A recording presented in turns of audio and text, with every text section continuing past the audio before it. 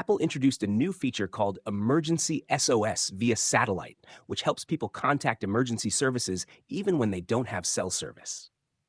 Google plans to add a similar feature to Android 15 and upcoming Pixel phones.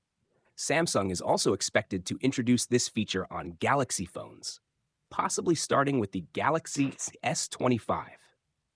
Recently, Android Authority has been looking into various Samsung apps, anticipating that Samsung will follow Apple and Google's lead in adding satellite communication features. Samsung's efforts seem to be paying off, as references to satellite communication have started appearing in their emergency SOS messages and phone apps.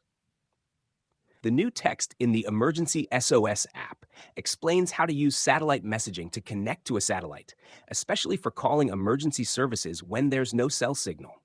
The app also includes a warning to let users know they're in satellite mode and explains that they can send and receive text messages this way. However, the only mention of emergency calls in Samsung's apps is about connecting to cell towers if the user is within range. Oddly, the Samsung Messages app states that it doesn't support satellite messaging and directs users to use Google Messages instead.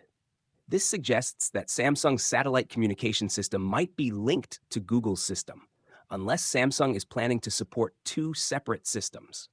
While Samsung has supported different systems before, it's unusual for something as important as this in a life or death situation.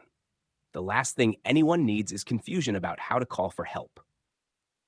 Samsung's MX chief, TM Rowe, mentioned that the company is waiting to introduce satellite connectivity in its smartphones until the technology is more developed. Despite earlier rumors, Samsung did not include satellite connectivity in the Galaxy S23 or Galaxy S24, which disappointed some fans.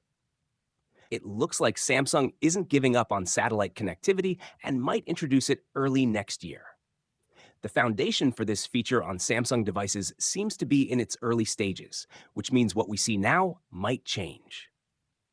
It's best to wait for a clearer picture of Samsung's plans before making any conclusions. Still, it's good to know that Samsung is actively working on bringing satellite connectivity to their devices. While Google might handle some software aspects in Android 15, phone manufacturers will still need to add the hardware required for satellite communication. What do you expect from this upcoming satellite communication feature? Share your thoughts in the comment section below. For more updates, check out our channel, and I'll see you in the next one. Until then, take care. Music.